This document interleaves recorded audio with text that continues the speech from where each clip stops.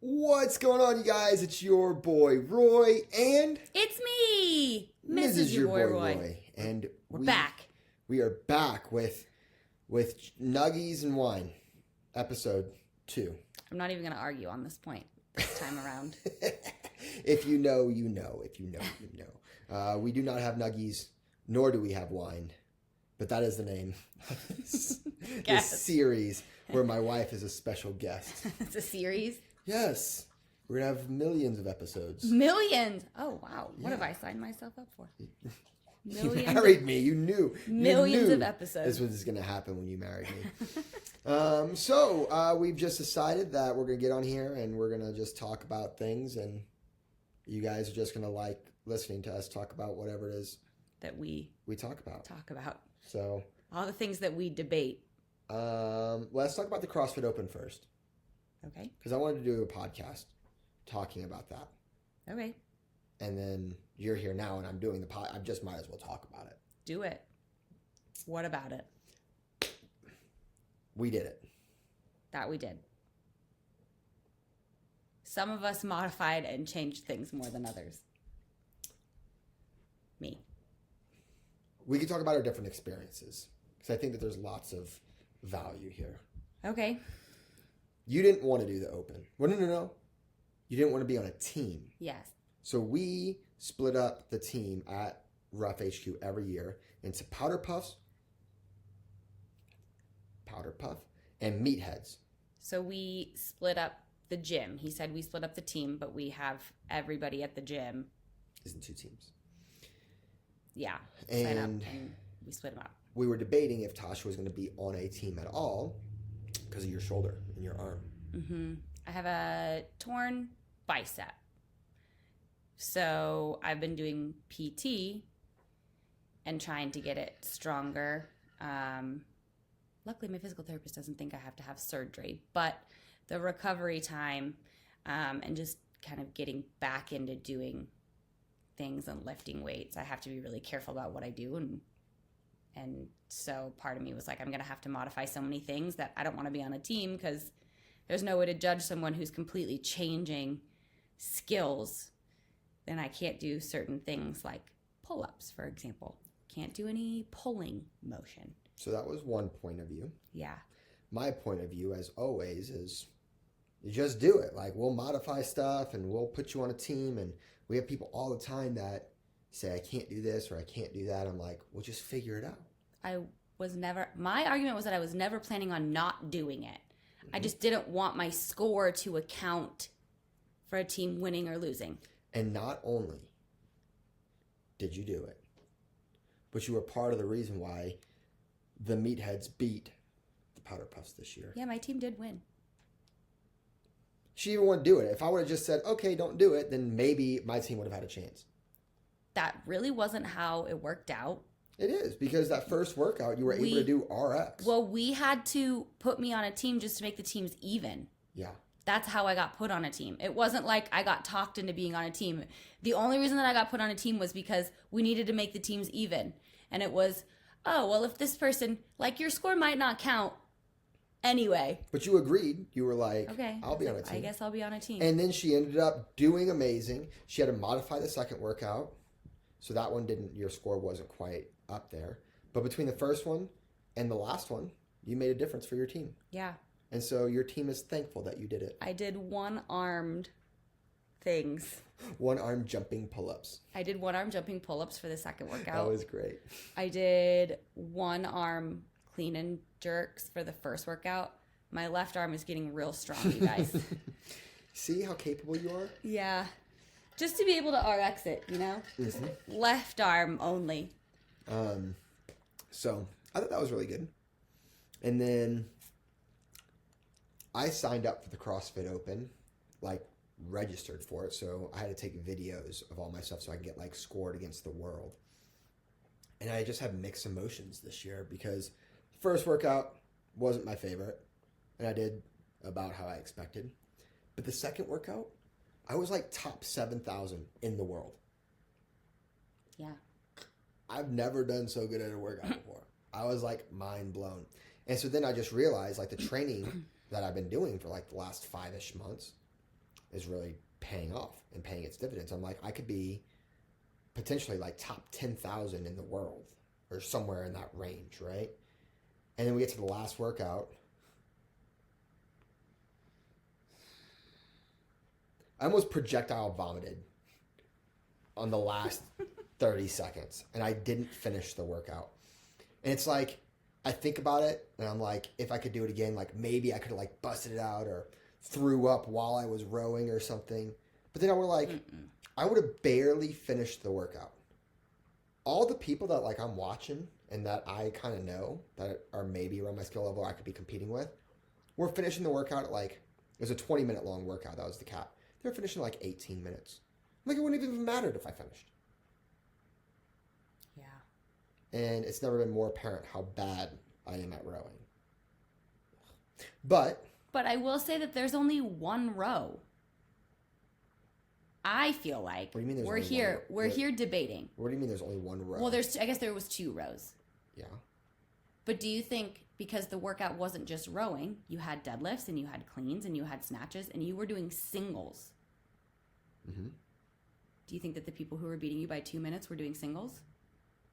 Yes, the guy who got second place, the guy who got first place in the whole workout in the whole world did singles for cleans. Just for cleans, though? Yeah, he did. I don't know what he did for deadlifts, but we were, Danielle and I were watching other people do it, like other elite athletes.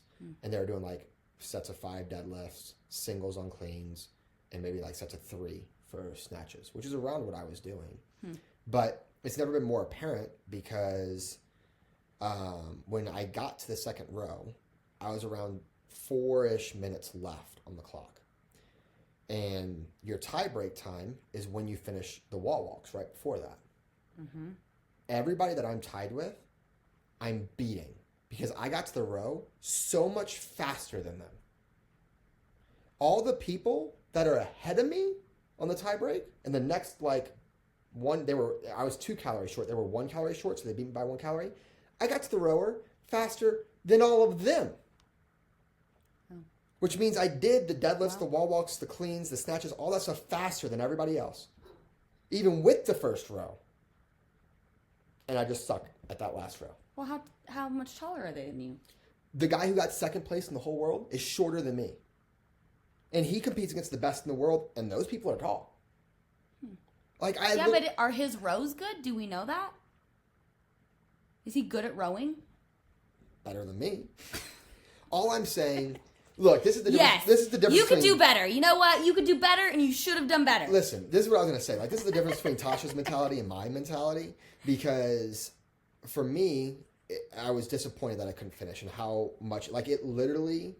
There was one person that I know that I beat him in the first workout. I beat him in the second workout. And so I was like way ahead of him on the rankings. And I did so poorly on the last workout that he passed me up and did better than me overall.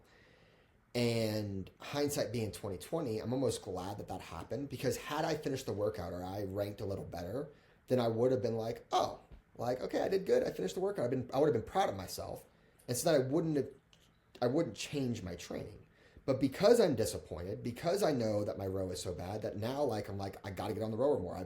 I now have a rowing program. We switched around the thing to where I have rowing throughout the week and we have a dedicated rowing day on Mondays because my next competition at the end of next month has a rowing section very similar to this in it. So it's almost like, I was actually talking to somebody about it. It's kind of like when I went through my breakup in college and I was so devastated and I was like, oh, but like hindsight being 2020 now, I'm glad that happened and it taught me a lot and allowed me to become the person I am today. And now I'm married to my amazing wife. It's like, I almost feel like hindsight being 2020, that needed to happen so I could be disappointed in myself and know that I suck at rowing. So now I can be like, I'm so glad that happened last year and next year's open will be so much better. Okay. I just need my wife to yell at me a little more. I'm doing my best. So one of the things about our relationship that we've learned is that we need criticism, constructive criticism presented to us differently. Yeah, in different ways, for sure. Tasha's very much, what words would you use to describe how I need to talk to you? She's very like, I need you to be gentle. Yeah. I'm not like the kind of person that wants you to be aggressive and be like, you get it done. You suck. I don't do well with that. Yeah. I need to be like, these are the things that you can change. You did this really well. I need to know what I did really well and things that I could improve on. Yeah. Like, just be gentle with me. You need the encouragement side of it. Yes. And I am very much the mentality of like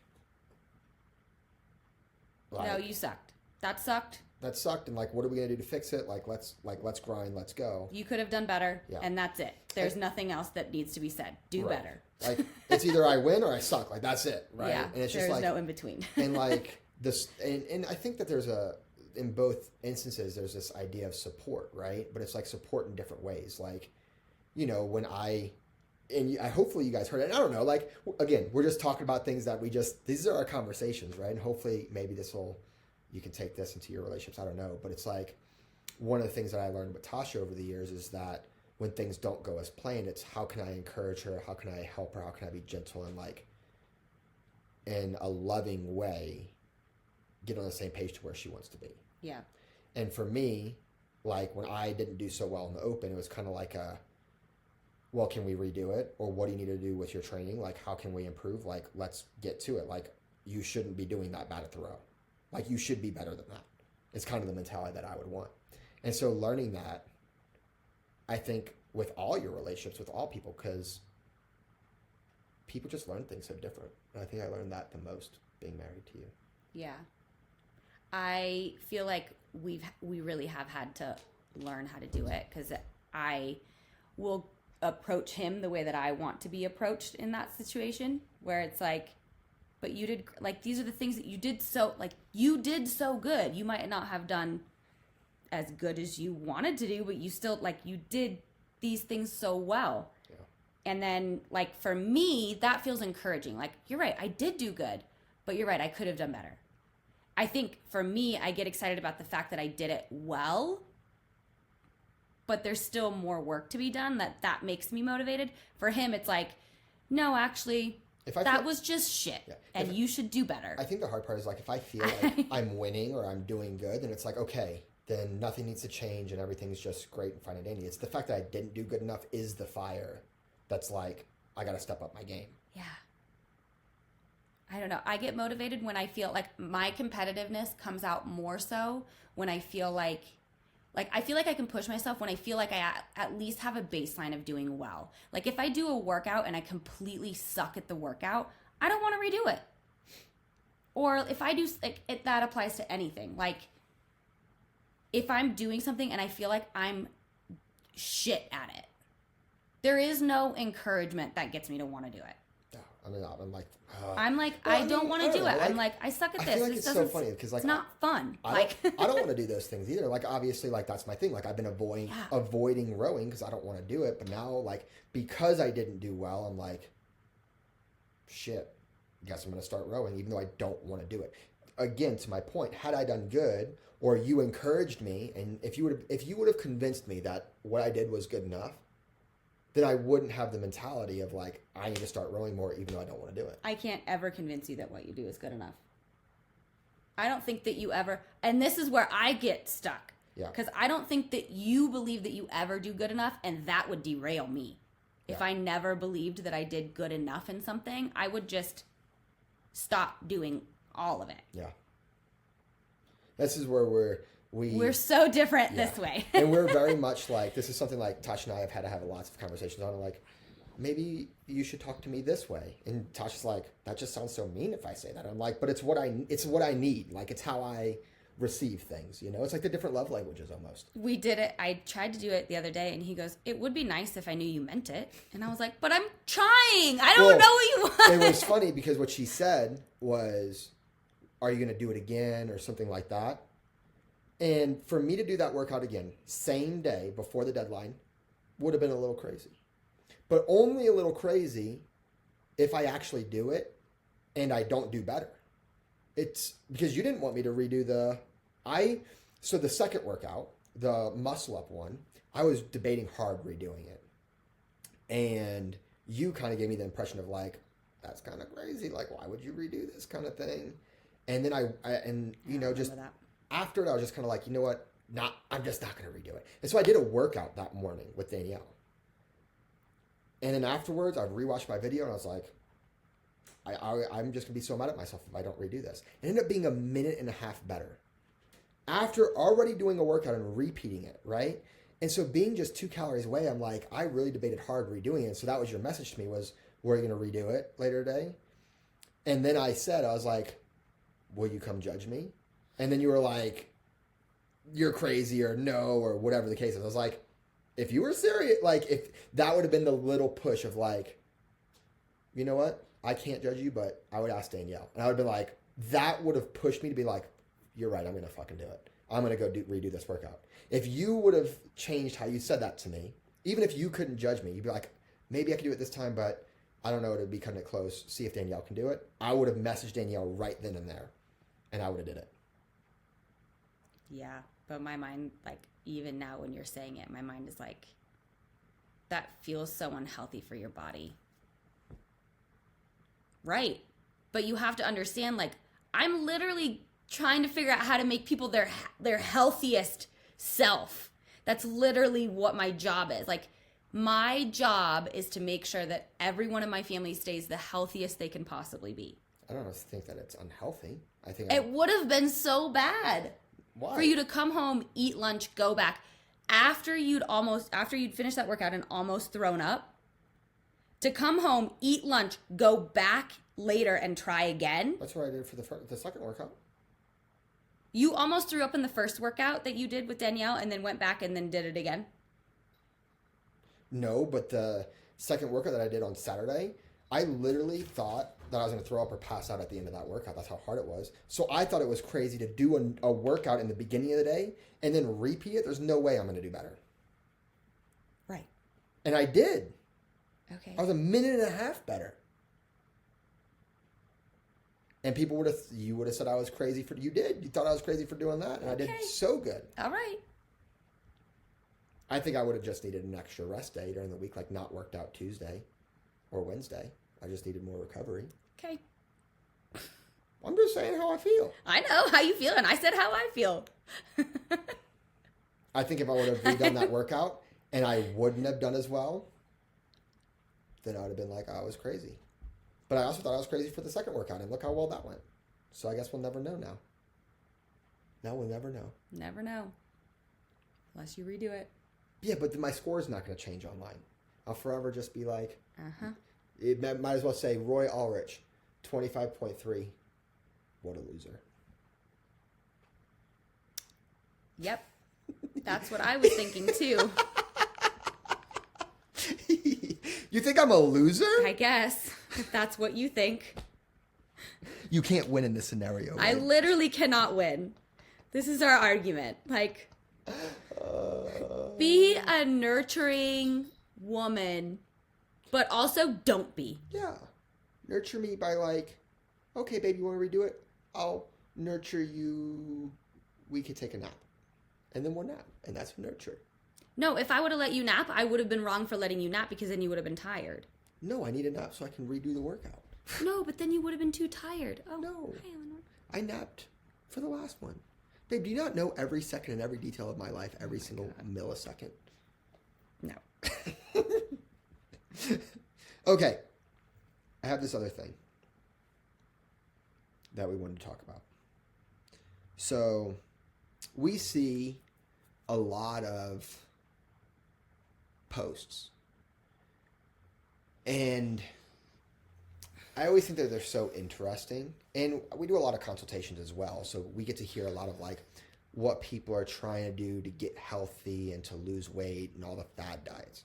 Keto, intermittent fasting, the water fast, vegetarian, vegan, Weight Watchers, Whole30. Like, seen it, heard it all. Okay?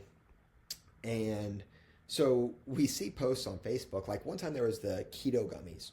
It was a huge thing. I think it was Kelly Clarkson was endorsing it or something. Come to find out, it was AI. Mm-hmm. And it wasn't really Kelly Clarkson. And they probably made millions of dollars by trying to convince you guys that Kelly Clarkson, I think it was Kelly Clarkson, was doing these keto. It's just like the amount of false information out there is wild to me. Mm-hmm. And you know, I'm not one to call anybody out. Like if I saw somebody taking these keto gummies, I'm not going to come and be like, you're an idiot for doing that, or, blah, it's not true. Or like, you got to live your life at the end of the day. Like, do whatever you want. I don't really bother me that much. But Tosh and I, we tend to talk about these things and like, hey, do you think that this, I saw this post, what do you think about this? Or is that right? Or, ooh, here's this new science, or whatever the case is.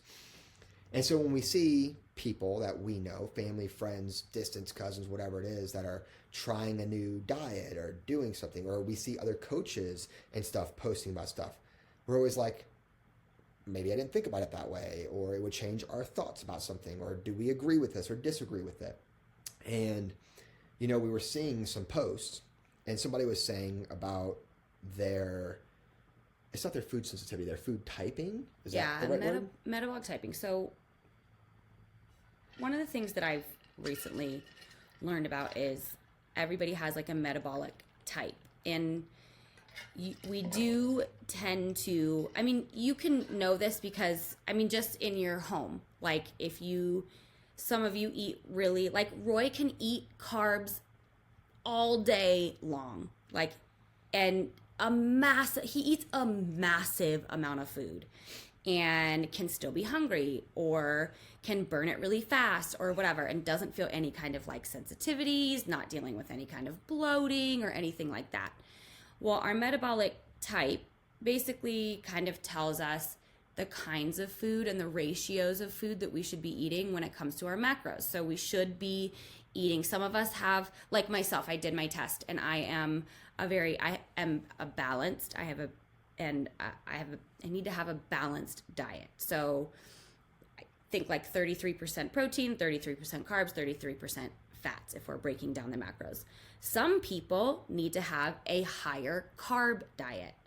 So some people need to have like closer to 40% carbs and closer to 25% protein and 15% fats. Some people need to have really high protein and really high fats and really low carbs.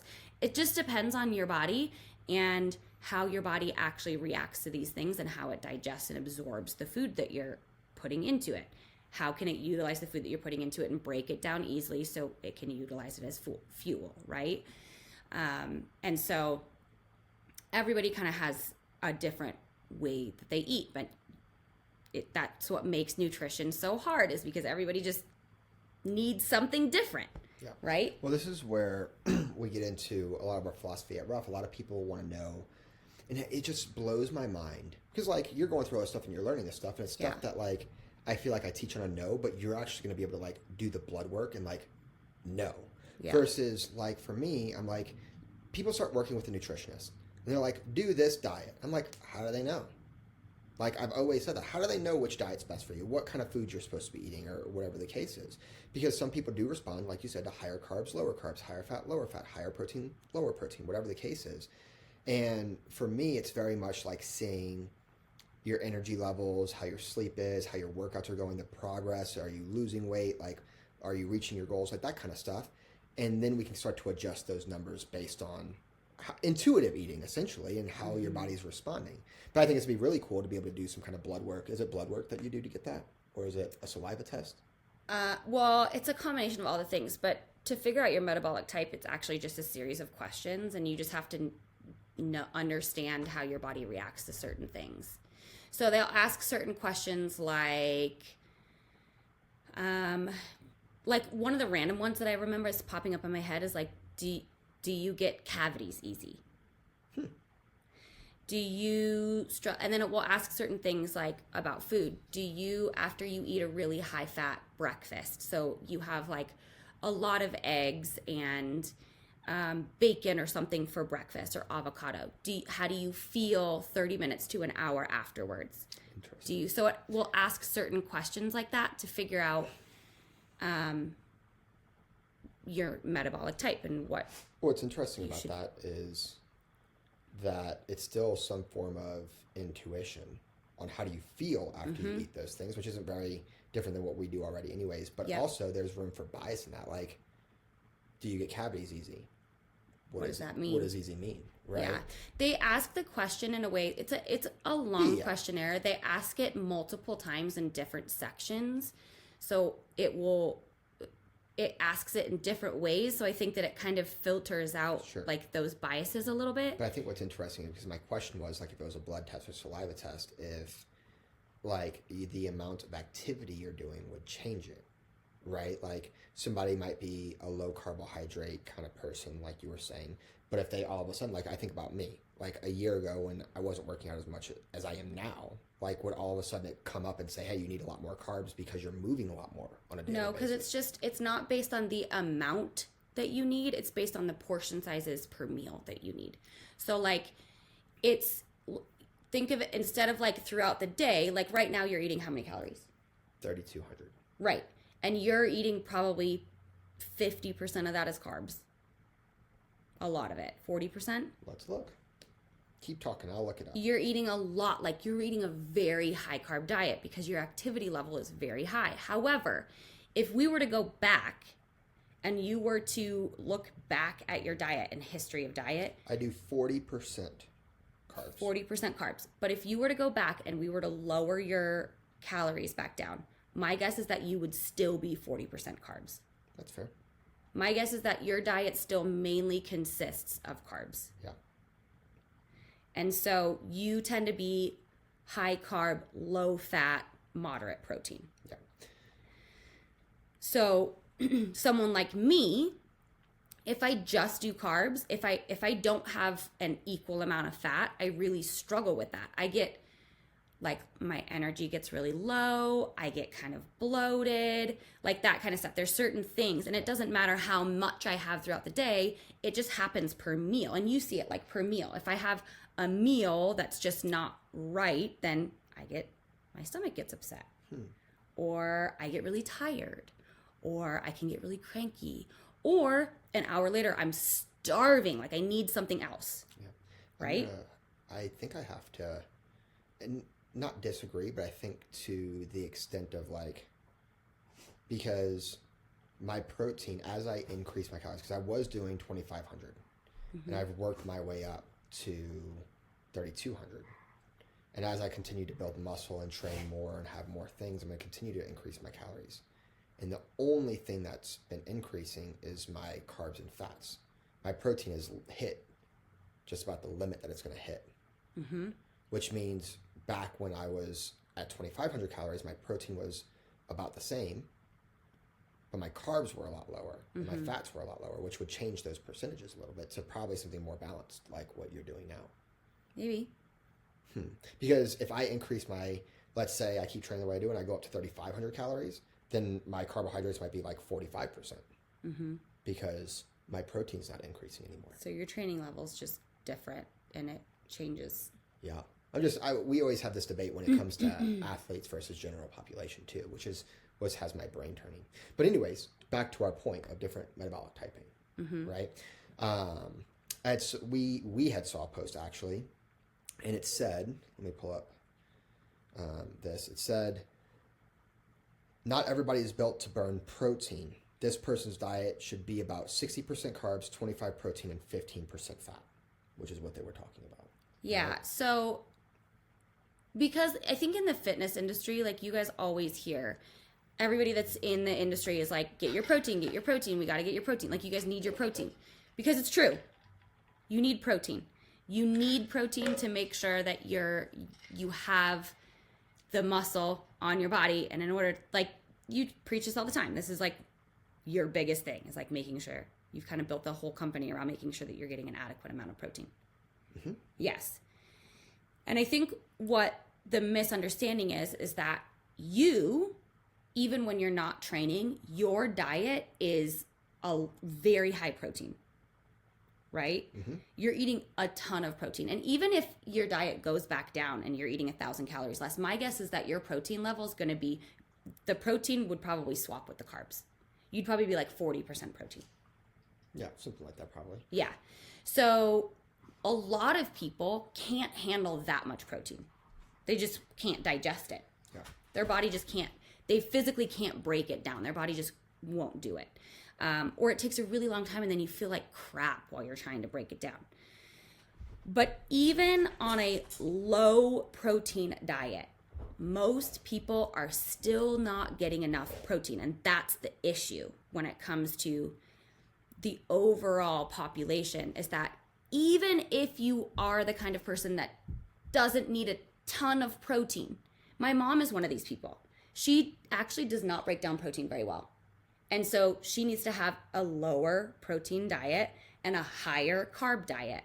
However, based on where she's at and how to feel satisfied and getting enough nutrients, she still needs more protein than what she would probably naturally gravitate towards. Yep. Like, it still needs to be a priority for her to hit those, get enough in. Yeah. So a couple thoughts. So one, what I do love about this post is the fact that it says it brings to light that we're not all the same, right? Which hopefully, if you've been following us long enough, you already know that that is the truth, right? That we know that we respond.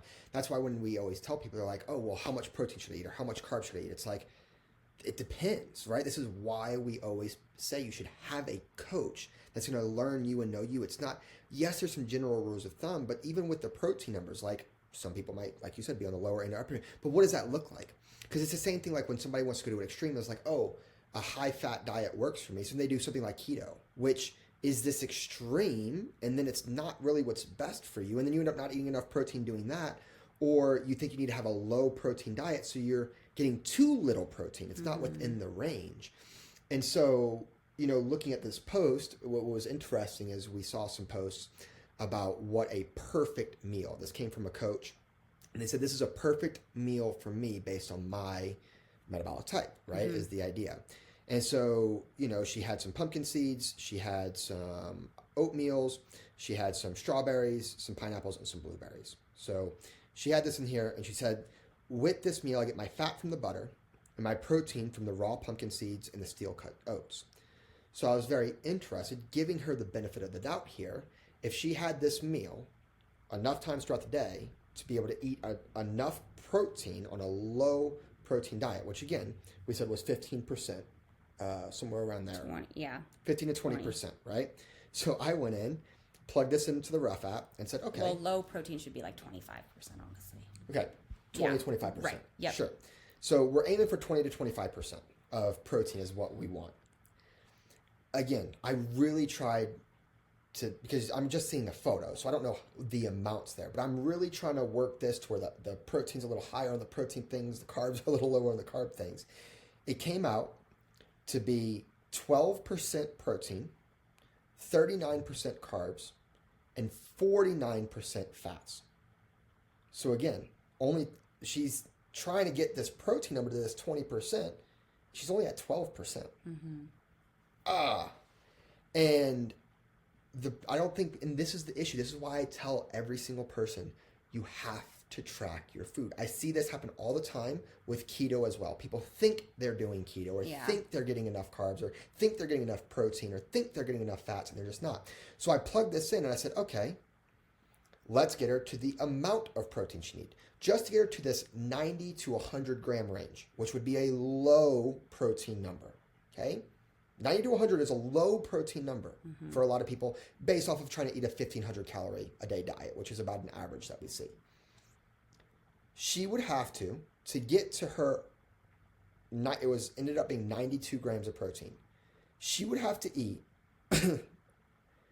2,876 calories, almost the same amount as me, who's training for all these things. That would make her gain so much weight and probably so much fat and not help her reach her goals. And she probably can't even eat that much food. Yeah. So again, even though she needs to be a low protein diet, this happens a lot when people first join Rough and they think, oh, I'm going to eat peanut butter to get my protein. Yeah. I just think that the misconception is always low protein means no protein. And that's not true. And I do think, so actually in the certification course that I'm going through right now, the FDN course, it actually does teach, it says that you shouldn't be tracking your food. Like, you shouldn't be the kind of person that looks at, has to log your food to understand. However, there is massive benefit to understanding your ratios and learning okay, am I getting an adequate amount? Because a lot of times you're just not getting an adequate amount of food. And we talked about this too, is like a lot of times people are way under eating and they don't realize it until they track their food. They feel like they're eating enough food because they've trained their body to be sufficient, or it's in working order, albeit not great. We don't feel great. And you're still working and you're like, I don't know why I'm losing weight and I'm eating 1,000 calories, but you're still not eating enough food. And we take that and we run with it and we're like, I don't need to track because I'm just going off of intuitive eating. Well, your intuition is now not correct. Your intuition is now, it's not telling you that you need to be, it's not giving you the cues that you need to have to actually fuel your body correctly. And that's where tracking your meals come in. Until you can learn and train your body to actually be able to take in an adequate amount of food, then you can do intuitive eating and you can learn your portion sizes on all of those things. But it takes a minute for you to actually understand what that should look like for you. Yeah, I'm going to say the same thing because I agree with you 100%. I'm going to say the same thing, but I think the way in a different way. Yeah, I think it's just so funny how I say things versus how you say things. Just like when we were saying like how we should communicate with each other, it's just like, I wonder if people hear what we say differently. I'm sure. So the thing with the back to tracking the food, two big points. A lot of us, it's the number one thing I hear is, oh, I eat pretty well. But if you're not reaching your goals, then you're not doing the right things with your nutrition. And looking at this photo that this coach posted, what she's eating is actually really healthy. It's not bad. Like that's clean. It's clean food. That's where I think the misconception comes in. Where I always ask people, what's healthy?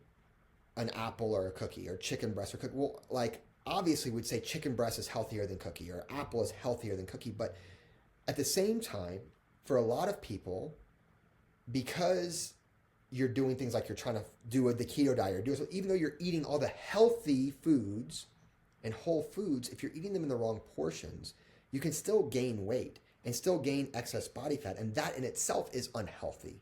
Mm. So I have had people who you would look at their diet and say, this isn't the healthiest food, but if it helps them burn the fat and lose the weight, that's a step in the right direction at least. That's why we can pitch sometimes like, it's okay to have ice cream or a cookie here and there if it's within these certain things, right?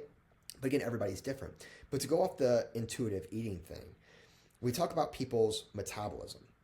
And some of you guys have been so focused on the number on the scale and losing weight and doing all these different fad diets that aren't the best for you that you have been starving yourself and you have slowed down your metabolism. Now your body has gotten used to eating that way.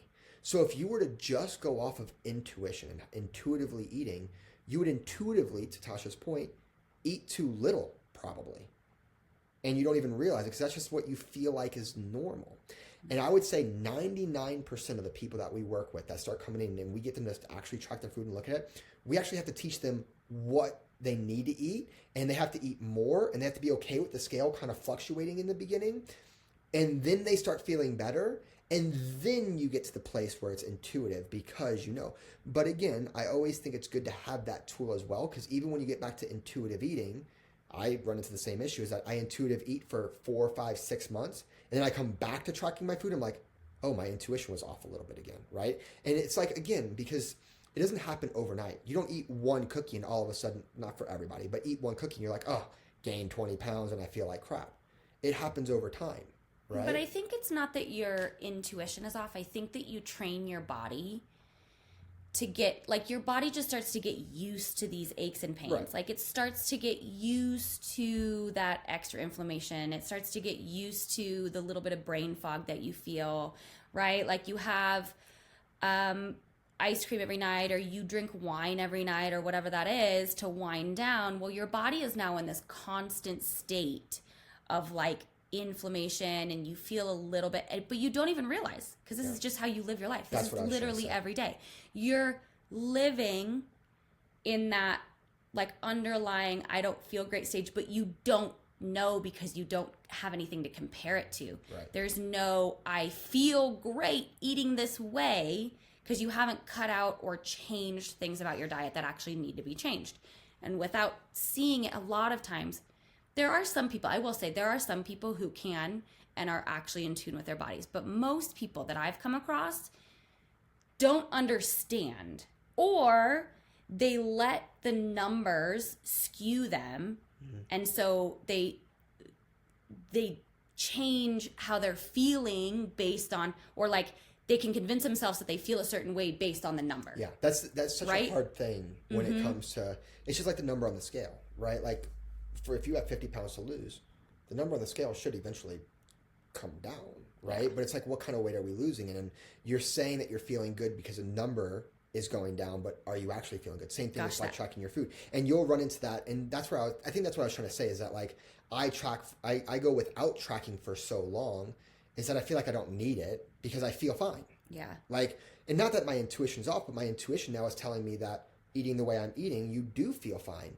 But then as soon as I start tracking my food and realize where my numbers are, and I go back to like doing my higher protein or doing my higher carbs, then all of a sudden I go do a workout and I'm like, oh, I feel so much better. And I didn't realize it because, again, it doesn't happen overnight. It's just eventually you just get to this new place, like you're saying, where you're just like, the best way I can describe this is somebody who drinks a glass of wine every single night before you go to bed just to feel normal, or drinks a cup of coffee every morning or 2 cups of coffee just to feel normal. And it's like, when you stop doing those things at first, it's like, it's hard. You feel like crap. But then once you get to the other side of it, you're like, wait, this is how people feel all the time? Like, I feel like I have so much energy. I don't have the brain fog. I don't have the headache. I don't have this. Wow. And then you go back to drinking the alcohol in that example. You're like, oh, I feel so bad. This is how I felt every day. Yeah. And that's kind of where, that's how I feel like the intuition kind of thing is. And that's a hard game to play, of like when to have that balance and how to know yourself. And are you I think that it comes down to that. Like, you really have to start to understand your body's cues, because your body, it does, if you really can listen to your body. Like, an ache in your elbow can mean that you had something off with your diet. It's really crazy how your body is trying to tell you something isn't right, you're doing something wrong, what I'm getting is not what I need.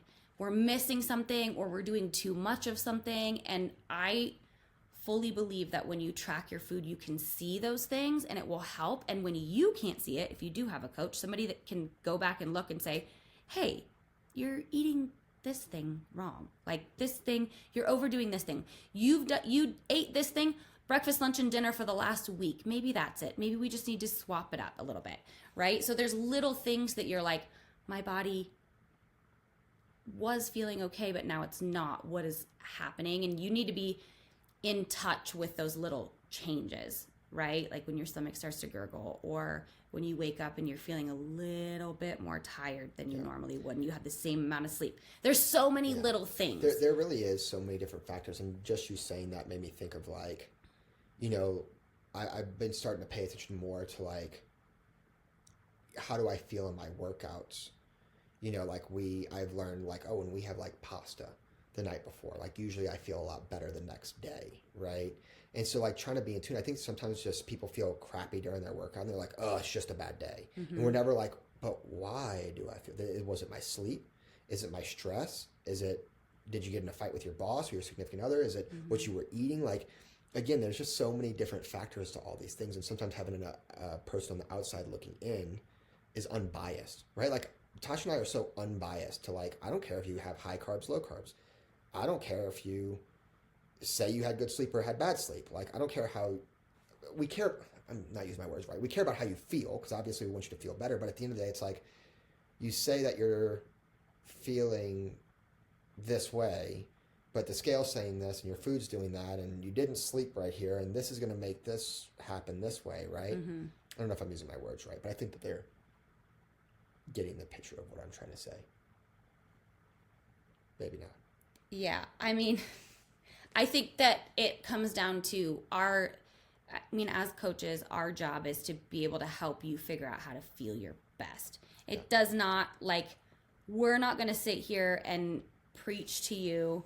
I think that's what's different about what we do, is, like, we're not going to say that it's not a one size fits all. Our job is to make sure that whatever you're doing, we're incorporating all these little things, right? We know how important sleep is to you feeling great. If you're getting interrupted sleep, chances are you're going to feel like crap. If you're the kind of person that doesn't go to bed until 1 o'clock, 2 o'clock in the morning every night, you're probably going to feel like crap. Your body's not going to be able to regulate the way that you want it to. So we address that. We address the nutrition. If you're not seeing the results that you want, we're going to address it. We're going to change things, right? So there's like little things that we see that we bring to your attention that maybe you're like, oh, that's just how life is. Yes, we know. That part of your life is not suiting you. What can we do to change it? And I think that those little things are, beyond just the food. I think food is easy to kind of put blame on because it's the biggest thing. And I think the highest contributor to any kind of issue that people have. But it's crazy how it all works together, all of it. So. Okay. Before we wrap this up, I want you, if you're okay with it, share you did a blood test. Oh, yeah. And I thought it was so interesting what it came back. I did. So I did a food sensitivity test. It's called an MRT, a mediator release test. And basically it was testing all different kinds of things. Let's see if I can pull it up to see if I have any sensitivities or if I'm allergic to anything.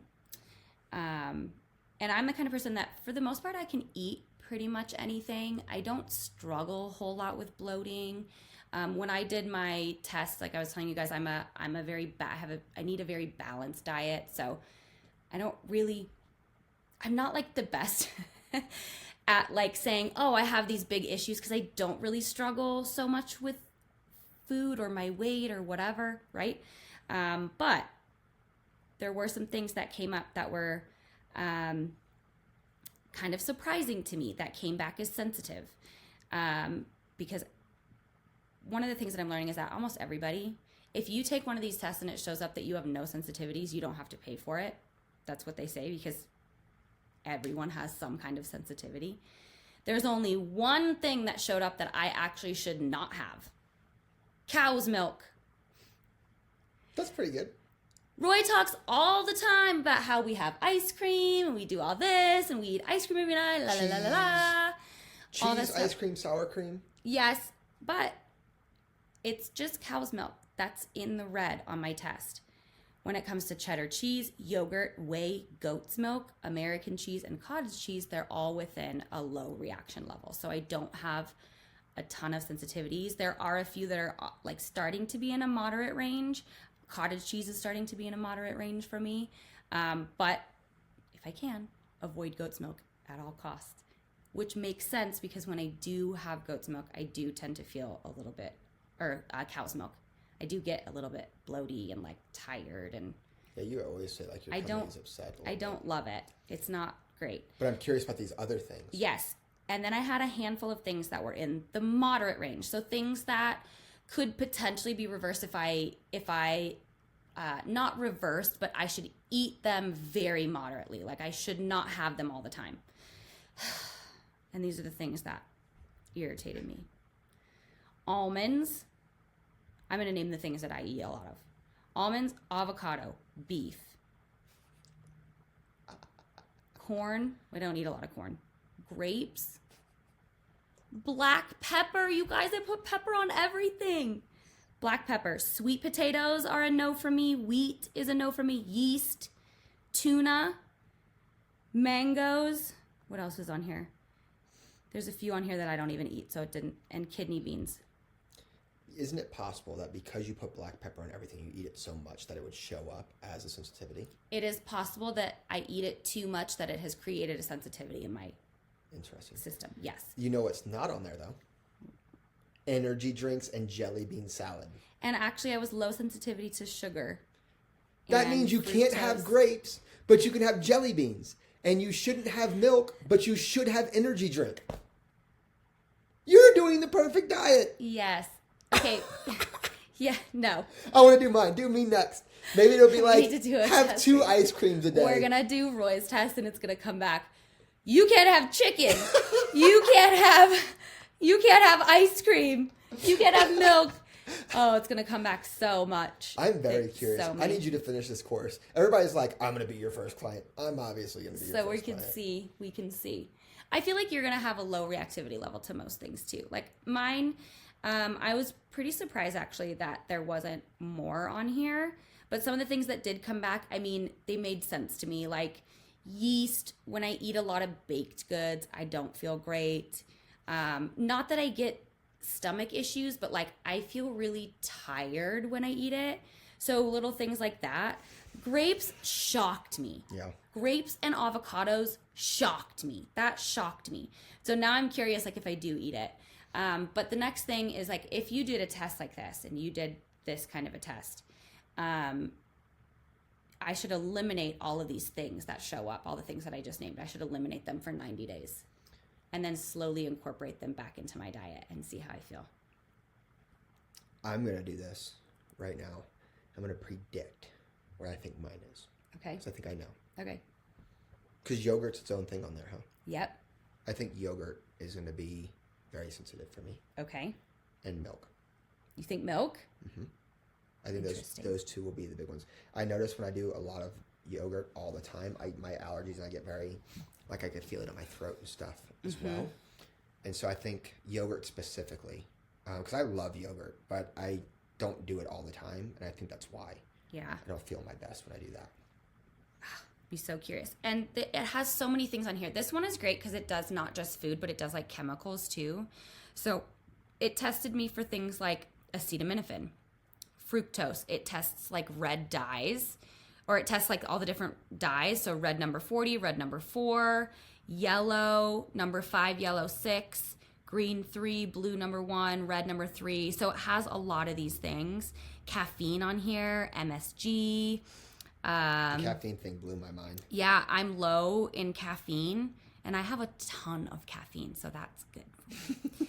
I'm telling you, you don't need to change anything besides get rid of grapes. But also, this is why I don't really struggle with a ton of things. But I do wonder, again, it's one of those things like you don't know until you eliminate it, right? If I were to, and I will, I'll try to. Anyway, it's going to be the beef. I think of all the things, I think the beef is going to be the hardest. We have a whole freezer full of beef. Yeah, but it's so funny to me that's just a mild sensitivity. What if you got rid of everything but beef? I feel like I need to limit, because like I think I need to limit my beef intake just to see. But in order to really understand how it affects my body, in order to really understand it, you have to eliminate it for 90 days. And then you can reintroduce it. And then you can start to see, oh, when I do eat this, I start to feel this way. You don't know because you're eating it right now. Yeah. Right? Like I don't know because I'm eating it right now. Maybe I eliminate beef and I sleep all through the night. That would be wild. Right? Maybe I eliminate beef and I can focus on all my things. Like maybe my ADHD symptoms go away or get better. Like there's so many things at fact, just because I don't struggle with like, I'm not gaining weight or I don't, you know what I mean? Like I don't struggle with those kinds of things. This doesn't mean that there aren't other things that I'm struggling with low key and not knowing. What if you cut out beef and then you want me to communicate with you the way I normally communicate? What if it changes the way you want to be communicated? I don't think that's how it works. What if you I don't think that's how it works. What if you start like getting bigger muscles? You cut out beef, you get bigger muscles than me, and you start growing lots of armpit hair. Yeah. Babe, that's not. I don't want you to grow lots of armpit hair. Maybe we don't cut out the beef. Well, what's cool is that I'm almost to the point where I get to go, because this was just one of the labs that when I'm done, I'll run on everyone. Everybody will do one of these labs. Like this will be one of the first things that I have you do if you become one of my clients when I'm done with the certification course. But this is going to correlate to, is there anything else in my lab work that's showing odd? Like, are all of my hormone levels intact? Are my cortisol levels, are they good? Like adrenals, like all of these different functions in my body, how are they operating and what are those levels? Because then I can take this food sensitivity test and I can correlate like, oh, if I eliminate these things, will it help improve some of these other things that I'm struggling with? The thing that I think is going to separate you from everybody else, because a lot of people would do a food sensitivity test and say, oh, beef, Just eliminate that. Yeah. Or they'll do this other test and be like, oh, cortisol's high, so do this. But what I love about how you do things and how you're already approaching this is I want to look at these hormones, these stressors, what your workout is, how your sleep is. Oh, these are your food sensitivities. And okay, well, this is going to affect this, and that's probably so, this is probably just being caused because of this thing. And if you fix this, and so let's just start with this, and that'll improve this, and that'll probably improve these things, instead of just being like, oh, we did one test. Yeah. And it's this one thing, and because it's never just one thing, and so I'm excited. Our bodies are so complex that you can't. I think that's the thing that I'm most excited about, is to see how everything correlates and to really help people that are really struggling. I think that there's people like, not to put you on the spot, but there's people like you. I probably wouldn't work with someone like you if you weren't my husband. You're going to work with me. Because you don't have anything that you really struggle with. Because I struggle with my rowing. If you do these tests, I might be good at rowing. This is coming full circle, this whole episode. Full circle. I'm bad at rowing. This is your fault that I'm bad at rowing. Oh my God, if you would finish this course and take my blood, I could have won the CrossFit Games. Maybe your testosterone is low. Maybe that's... Maybe it is. And I don't know because you ain't taking my blood. Maybe you have gut bacteria overgrowth, and so you physically cannot row faster. That's what was coming up when I was about to throw up. My gut bacteria yeast was about to... Your gut bacteria yeast. You don't have any idea what you're talking about, do you? Yes, that's great. All right, you guys, that is our episode for the day. I hope you loved it. Please like, comment, subscribe, whatever you're watching on. I appreciate you guys. Share the show, and we'll see y'all next time. Bye.